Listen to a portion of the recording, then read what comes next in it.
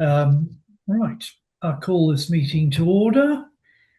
It is 11:06. Okay, and we oath of allegiance, please.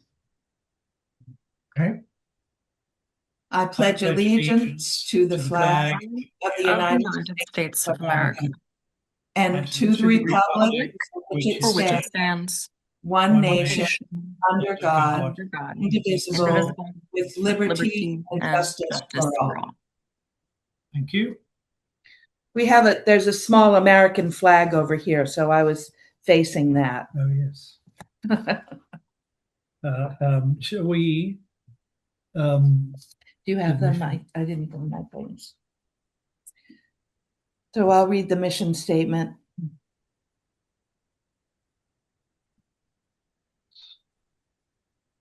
Sorry, we're a bit disorganized. I just got back from a long trip.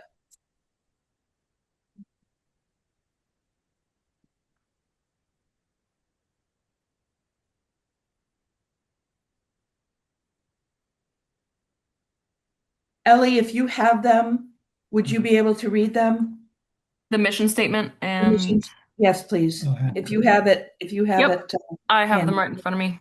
Thank you. Okay. Yep, I can absolutely. The duly appointed Newbury Lower Green Local Historic District Study Committee is responsible for conducting an investigation to determine the desirability and feasibility of establishing a local historic district inclusive of the Newbury Lower Green, considering the historic significance of all buildings, structures, features, sites, or surroundings that would be included in such proposed local historic district.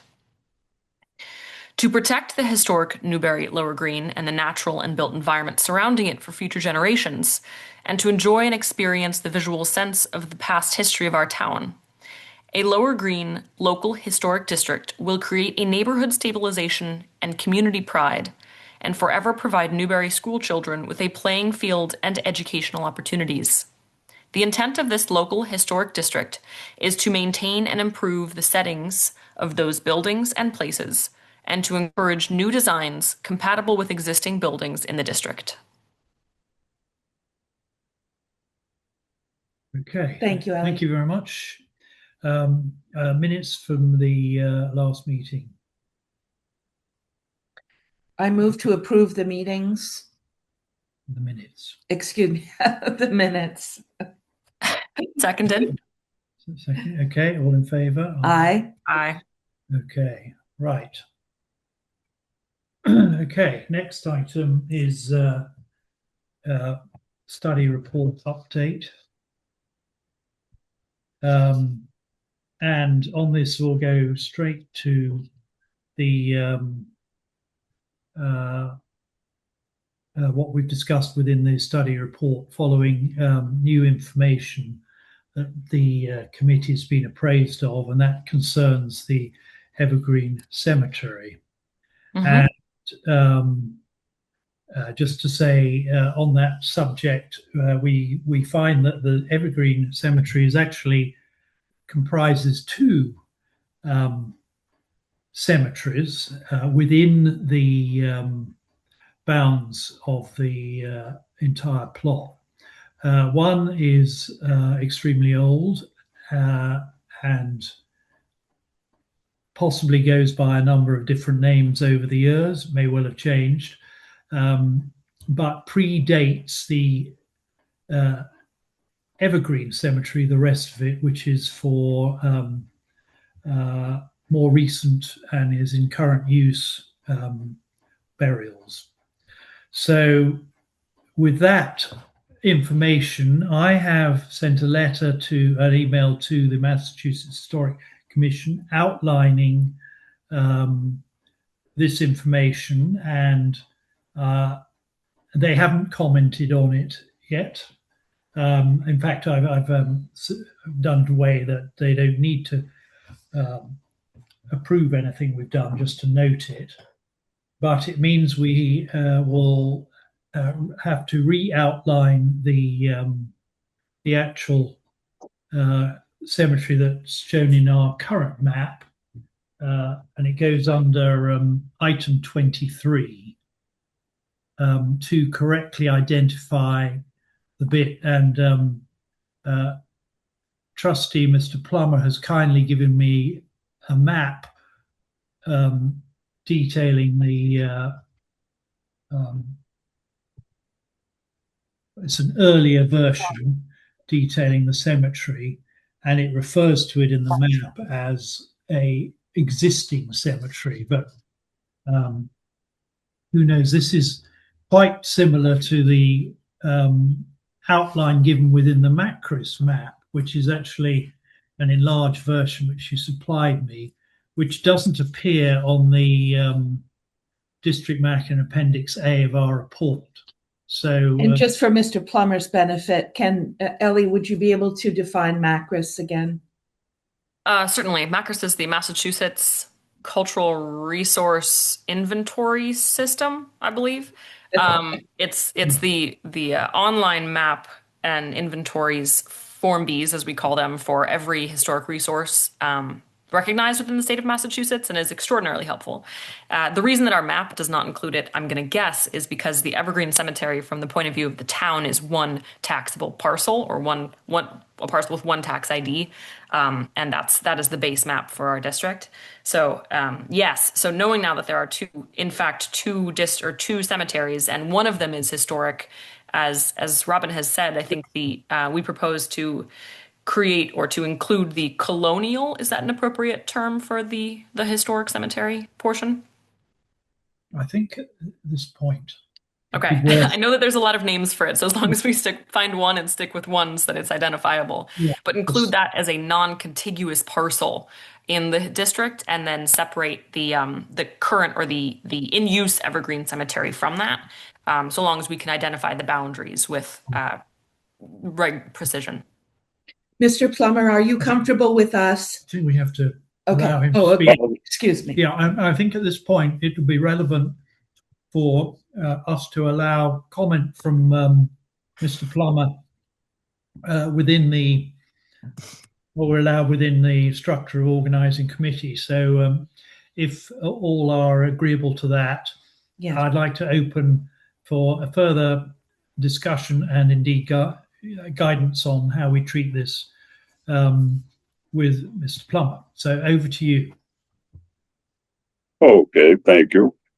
So that whole area down at the cemetery is Evergreen Cemetery. The original section, the older portion, used to be called the Dole Pasture Burial Grounds. And in early 1900, that name was changed to Evergreen Cemetery. The old section, the Dole Pasture Burial Ground, is still in use. The burials are still taking place there. And it's possible that there is a lot open in that section. And for us as trustees, we would need to do a little more investigation on that. But for the purpose of the historic district, I think that Dole Pasture burial area should be included in your local historic district, and the rest of the cemetery should not. But it is called Evergreen Cemetery. The whole area is Evergreen Cemetery. But for your historic district purposes, I call the old section the Dole Pasture Burial Grounds. Okay, that's a good thing. Now, actually, while you're there, you made a comment that it is still possible for burials to take place in the old ground. I mean, presumably, this is for people who are related or have some connection. Otherwise, they would go into the new bit. Is that how it works? Well, there are owners of lots in the old section that still have open areas in their lots for burials. So that's their right. So might be included. Sorry, can they then erect new headstones, or would this be within an existing family plot area? New headstones can be erected.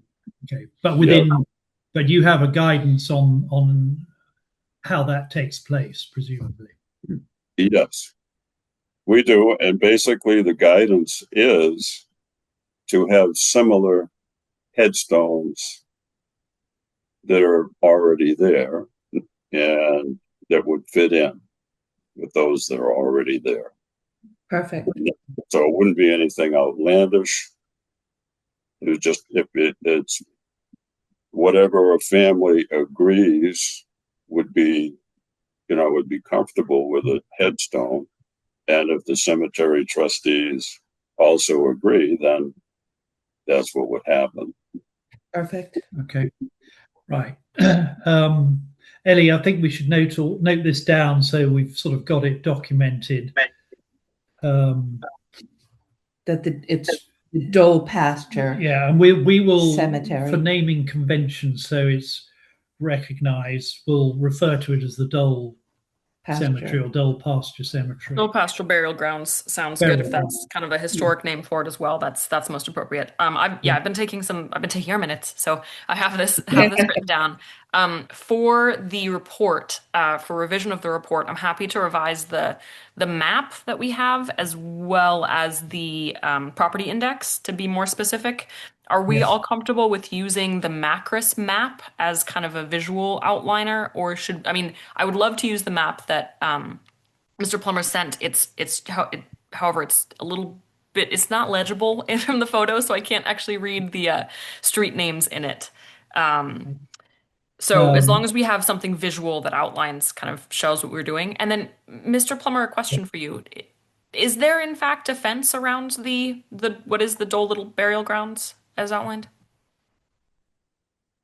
On the front, there is an old iron fence.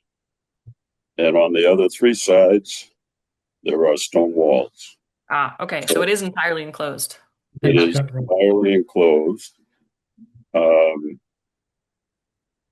You mentioned something and I was going to comment. Now I forgot what it was. Was it about the map that we have? Yes, about the map. I am able to give you a better map, better details. That would be wonderful. I'm not home at the moment. I won't be back in Massachusetts until April the 8th. And at that time, I have documents that will better clear up the map issue. Okay. But it's similar to what you have, what I sent. I know it's not as clear as it could be, but it is very similar to that map, but a better detail as far as measurements and so forth. So there is a structure in the back left corner of the Dole Pasture Cemetery burial ground. There is a brick structure, if I'm not mistaken. Structure. Yeah. I don't know of a brick structure. In the back section of the old cemetery, there is a small building, a little cover building. Is that within the... It's over this area. It's over in the left-hand corner of the old section, and in there is a casket carrier, an old casket carrier. Oh, right. Okay. That's what I figured that was in there, something like that. Yeah. Okay. We'll just go. We'll go with the Macris. Okay. Yeah, and whatever Mr. Plummer comes up with in terms of accuracy, because I think it would be very useful as an appendix item as well, where we have our historic photos to kind of show the reasoning behind it. Yeah. Okay. Well, justify our boundaries, if you will. Do we, for the purposes of the committee, do we have to present, as this is a change to the study report, which has gone out, do we have to put this as a motion just as it's an amendment. Yes. For us, yes, absolutely. I think that would be a good idea. Therefore, as it is an alteration, I propose a motion to amend on our district map, Appendix A of the report, item 23, to have the motion is to redraw item 23. So the border now goes round what we are designating the Dole Cemetery portion, Dole pasture burial site within the item 23 only. So moved. All in favor? Okay. Aye. So Ellie seconded. Yeah. Okay. Thank you very much. So all in favor? Duly noted. Okay. Did we all in favor? Yes, all in favor. Yeah. Aye. Aye. Thank you. Okay. Right. We're not normally this. We're normally very organized. Okay. So on that subject, thank you very much, Mr. Plummer, for your help and getting us to this stage. Much appreciated. So when you're back, if you can let us have any information relating to maps and indeed anything else that may be relevant, I'd appreciate it. You're welcome. Thank you. I hope you have a good trip. Yeah. Okay. It's 90 degrees here today in Florida. I don't know what it is up there, but I think I'd rather be here today. Well, let's stick to the agenda because I don't want to hear about it.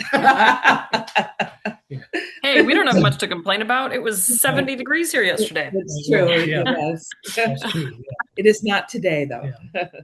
Okay, so I have no other questions on the study report in respect of updates, other than I have not heard back from the planning committee who we presented to over a month ago. So I think that's good. And as I said, not heard anything back from anyone else. So I don't know, anyone else got any update reports on the study report? I have not. Okay.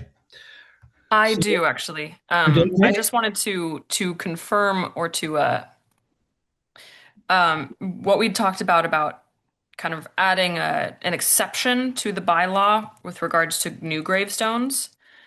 Or I'm sorry. Yes. So there was some concern as well about making sure that this historic district did not impede the addition of, say, new appropriate gravestones within what will be called the Dole pasture burial ground. And so the draft language that I came up with, which will sit under section, oh goodness, it's options and recommendations for the bylaw. It's under the exclusion section, number 12. I've written that the addition of new gravestones or monuments within existing cemeteries, graveyards, or burial grounds, so long as they do not alter existing gravestones or monuments. So that will be that that action or those additions will not require local historic district approval. But the restoration of existing historic gravestones, that's something that, would need to be reviewed just as a matter of making sure that they are in fact being restored and, I don't know, not colored pink, which does not happen, thankfully. But anyway, so if that sounds good, I just want to make sure that there was some language in there to kind of assuage fears that new burials will not be held up by this district. Right, yeah, sounds good. Thank you, reasonable. Ellie. Yeah, thank you. Okay. Right. Moving on, the public hearing.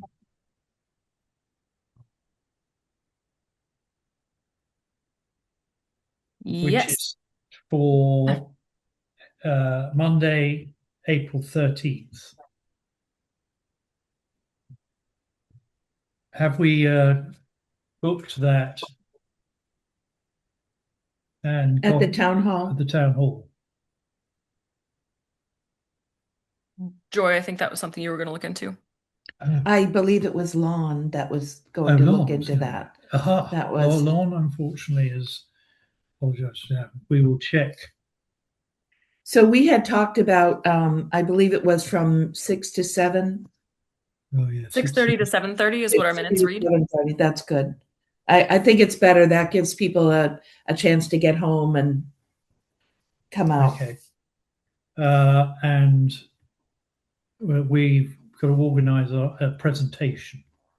I think. Hold on, just before we move on with that, this is something that if we do want to reserve that town hall, that has to be done as soon as possible to see if that's reasonable, because I do believe that a public hearing does need to be live streamed, if you will. Right.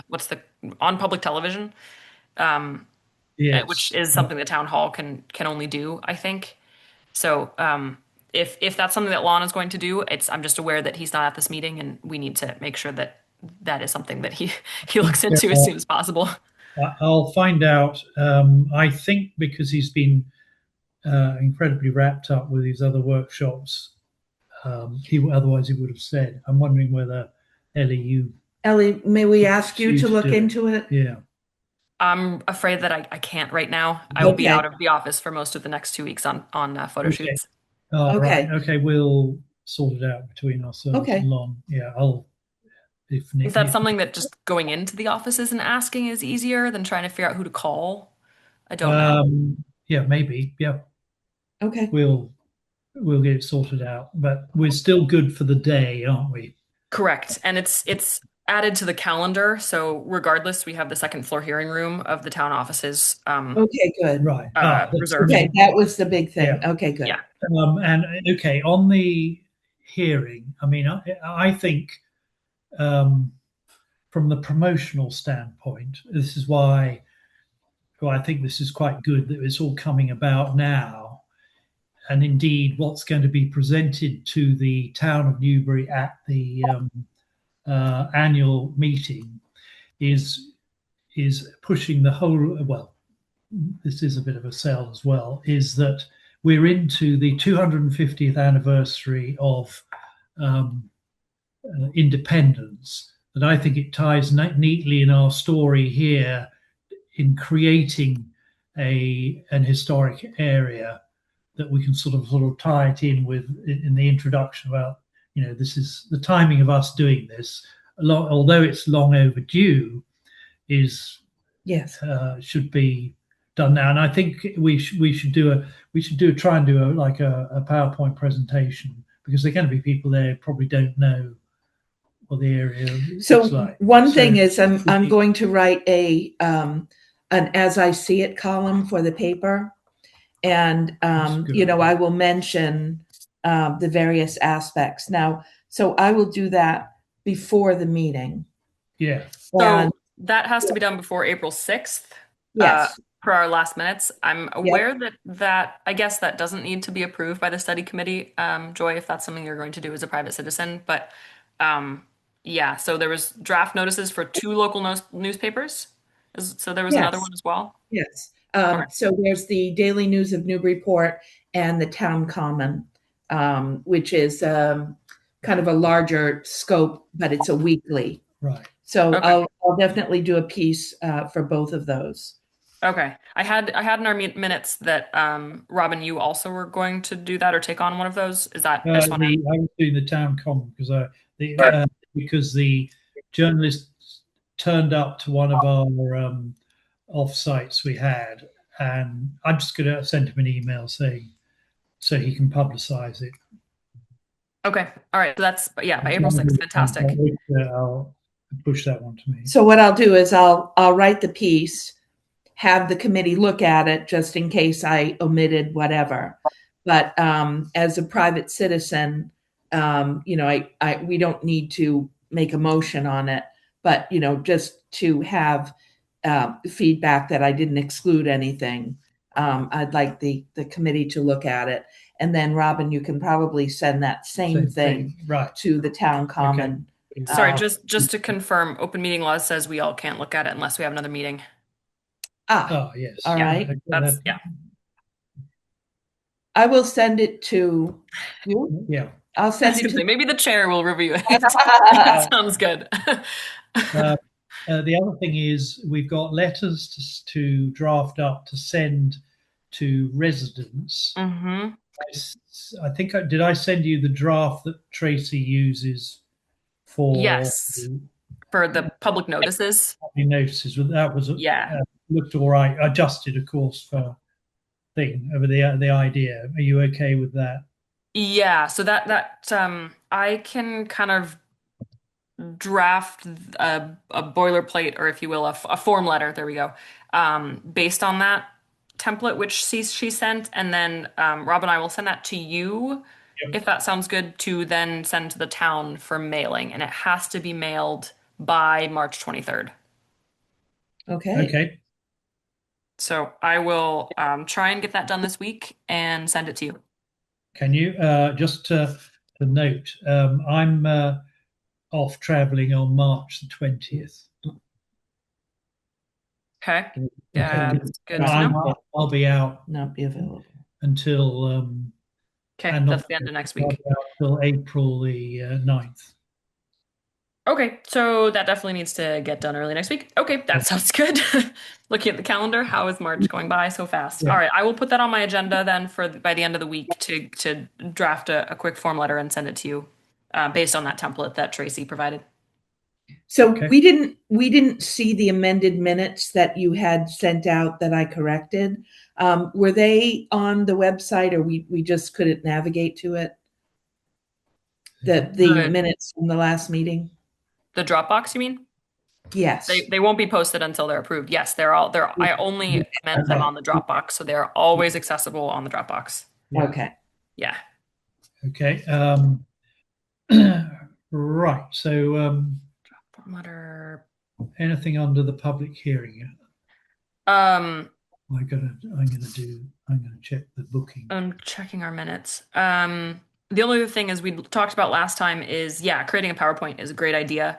Robin, I'm waiting for a short narrative from you to kind of outline what your talking points will be, and then I'm happy to create a brief PowerPoint from that. So feel free to send that over. And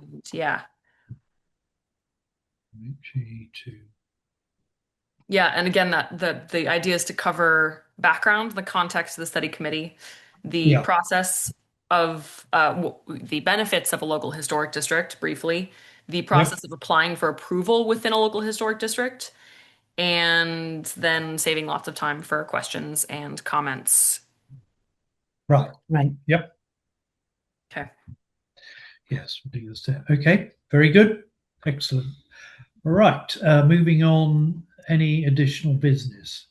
I can't think of anything myself. Anybody else? No, I think that's it. No, one actually that's not completely true. One thing I did notice is that there's a new owner for 7 Lower Green in Newbury who is not, I believe, because they just took possession of the property, has not been made aware of our efforts, and so it would be a good idea to reach out to them, introducing ourselves prior to public hearing. The owner is David Curtis. We don't need to. Just 7 Lower Green. Oh, sorry. Yeah. Anyway, I've reached out to him. He's aware of, because the previous owner has told him it was part of the when the property was sold, so he's aware of it. But and I've met him, but I have not given him the report yet. I'll do that. Okay. But that'd be awesome. You're absolutely right. He will make sure the new owners are fully up to speed and engaged. Yeah. Okay. All right. Fantastic. I think that was the only other thing I needed to wanted to share. Okay. So right. Anything? No. Anything else? No. Public comments. So Bill, do you want to add any more to what we've already said? I can't. You're muted. I think you're muted. Yeah, it's still Okay, how's that? That's good. Very good. On the cemetery, not so much, but on some of the properties that you've listed, like Plummer Dole and Plummer Humphrey and Woodbridge Plummer, where you've used the 2M plumber, I would suggest that most of those are 1M plumbers. Very good. That's not a knowledge I have. It's just I have in my head as these are all my relatives from way back. Now, that's just a comment. Also, I'm curious why the big property on the corner of Cottage Road and High Road wasn't historic district. That's quite an old property. You're going to say the Massachusetts Historic Commission has looked at all of this, and their comment was on one of the properties, which is known as Number 1 Cottage Road, is actually a property that has an old barn on it and a brand new build house, and within the same lot, and they are particularly they find it very difficult to split properties in two when there's no definable guideline which allows them to do that. So they prefer it not to be in there. They said it causes issues in that where is the imaginary line drawn without any sort of defining area. Secondly, the barn itself has a load of covenants on it anyway that provide a degree of protection.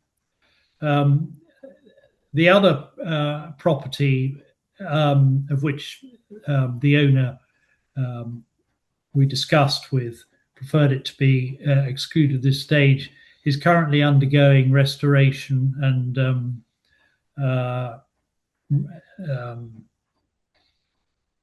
renewal. Well, it's been within itself, and they've still got the barns to work on, and we're sort of allowed deferring. They can come back in due course, but at the moment it seems to be done up in a satisfactory way that hasn't affected the appearance of it at all. So, but you're right to point that out, and thank you for that. The other comment on Plummer, I'm aware of the earlier spelling and indeed the current spelling, and on the monuments, and indeed on the outside of our house, we have it in the traditional 1M spelling. So you're quite right. I was thinking where it has the two spellings, may we put 1M in a parentheses? Could do, yeah. Well, I mean, it's your choice. It's just a comment from me. Yeah. So there was a relative of mine, Jonathan Plummer, way back in, let's say, 1790 or thereabouts. He was tired of people saying the last name as Plumer. Plumer, right. Yes. Okay. I have been guilty of that myself. And so he added another M, so it would be Plummer. Yeah. And that's generally how that happened. So just a comment. That's useful. Yeah. And comments noted. Thank you very much. Okay. Anything else? No. So okay, then thank you very much for everyone, and motion to adjourn. Second. Wait one moment. Do we I just wanted to make sure that we held space for public comment, because as far as I'm aware, we were still under additional business. So I just want to ask if there is any public comment. Right. Okay, no other comments. Okay. And then lastly is is the next time we meet, will the next time we meet be the public hearing? We ought to have one beforehand. Okay. So, Can we? With their schedules? You can Zoom, right? That is true, yes. Or on the Zoom on the 10th. I'm here back on the 9th. Could do. We ought to have one just before the day. Can we do the 10th of April? Or any time when I'm. Friday the 10th? Yes. That's good for me, yeah. Okay. Zoom's easier for us. Zoom. Yeah. Zoom is much easier. That works for me around, say, the same time, 11? Yep. Yes. Okay. I will mark that and put something in the calendar on the website. Thank you. Friday. Very good. April 10th. Okay. That way, because just in case there are any snarl ups here. Okay. Very good. Okay. Thank you. Now I think we can end if you'd like. Right. Thank you. Motion to adjourn. So moved. Seconded. Okay. All in favour? Aye. Thank you very much.